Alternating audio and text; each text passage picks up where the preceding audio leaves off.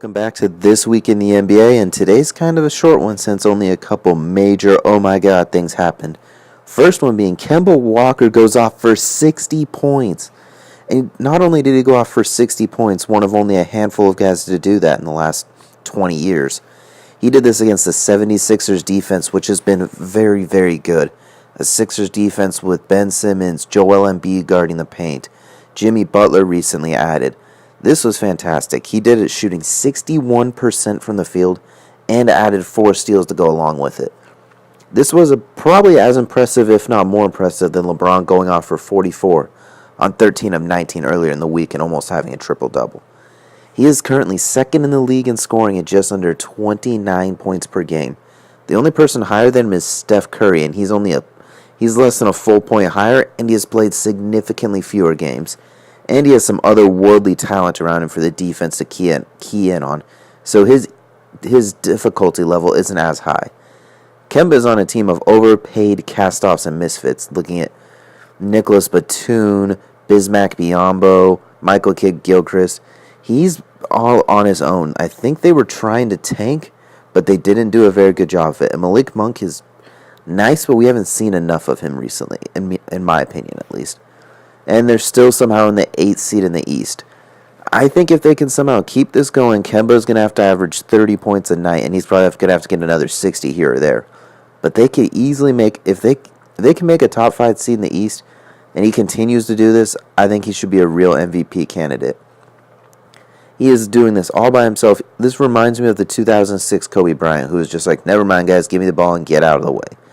He was sensational against the 76ers. Step backs, layups.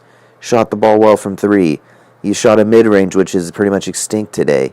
He had floaters. He had Euro steps. It was fantastic. We saw that patented explosiveness that he had at UConn, and it was on full display.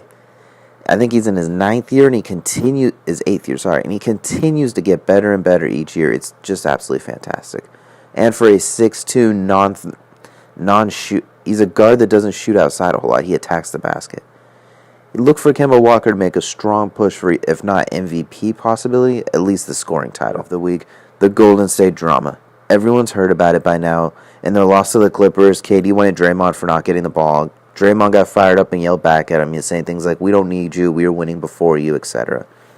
The Warriors suspended him for this, and he sat out just recently against the Mavs, a game in which they lost badly.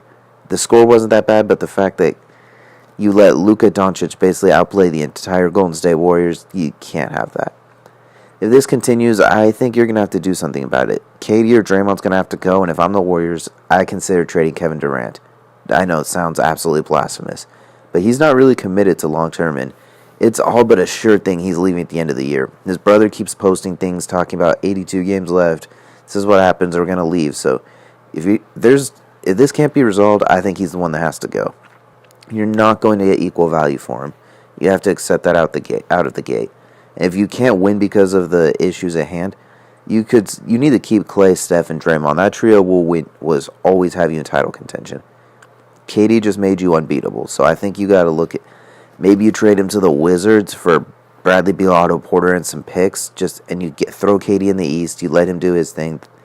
You get 2 guys that can shoot, versatile guys. Beal can create his own shot. Otto Porter can 3 and D. Maybe something along those lines. Maybe the Knicks if you can get Kristaps, but that's a stretch, and he's injured right now anyway.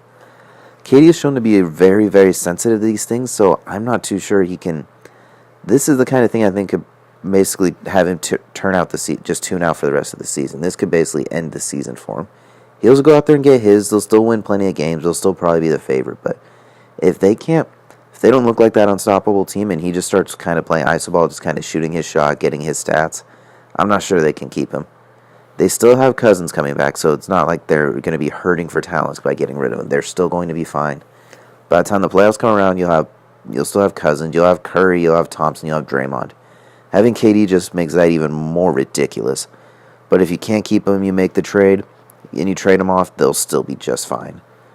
I don't think they should trade him. I want them to try and keep him. I would want to try to keep him.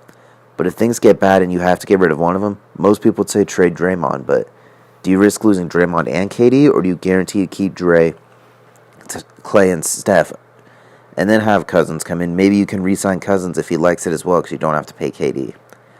I don't know. Between those two, I try and keep Draymond and send Kevin away. Kevin's significantly better, no doubt about it. Not trying to say that. But as far as keeping him and not cutting your nose to spite your face, I think you have to look to trade him if this continues. All right, that's all for this week in the NBA. We'll have another episode coming up next Sunday. Thanks for tuning in. If you liked, please like the video and subscribe. All right, see you guys later. Bye.